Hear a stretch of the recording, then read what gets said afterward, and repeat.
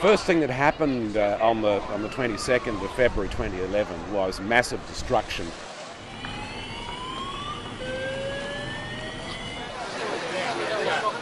So where is the person? Can't make out. Can you call out to us, please? Utter chaos was the way that it felt for the first 6 or 7 hours.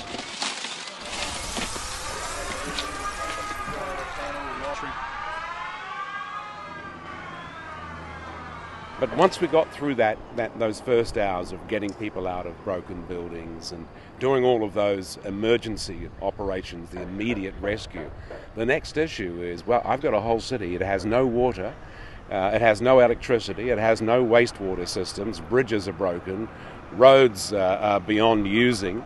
Where are the pipes? Where are the things that we need to resolve? And you cannot do that without access to data and information.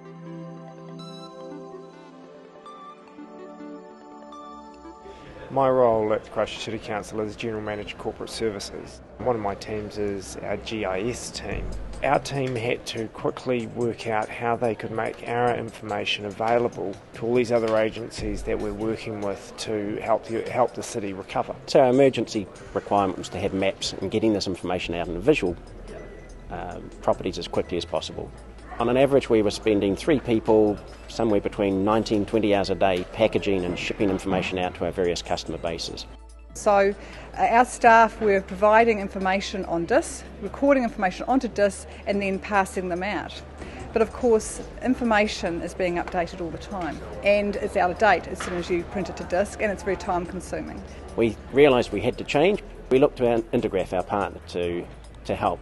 That's when they used the Intergraph software to help them innovate and created the web feature service. The web feature service that we establish means now that the work that they're doing can be immediately updated in our systems and available to all the parties that are involved in the recovery. What it enabled people to do and organisations to do was pull information and view it in whatever GIS viewer that they had. Now this was fantastic because what of course this enabled us to do was we were able to provide information into one system and then people can just pull it when they needed it. It was critical in enabling me to put my staff back into the core services where they were needing, not packaging data. What was not so long ago a difficult paper-based system was now a readily deployable, continually being updated and changeable, flexible system that's based on web distribution. In other words, I can get it anywhere. I've got a mobile device, I can download the info I need, and if I'm authorised, I can load info up as well. That's a very, very powerful system. So we're still using obviously WFS. It's very much part of our infrastructure now. Also it means that with the rebuild going on, we're able to, they're continuously, as they're fixing assets, putting new assets in the ground, they can create them, update them and bring them back into our systems without too much hands holding or anyone having to spend hours typing in information. So this has shown us as another way of managing geospatial information. Intergraph have helped us and enable us to use our data in smart ways, and through that it's enabled smart decision making.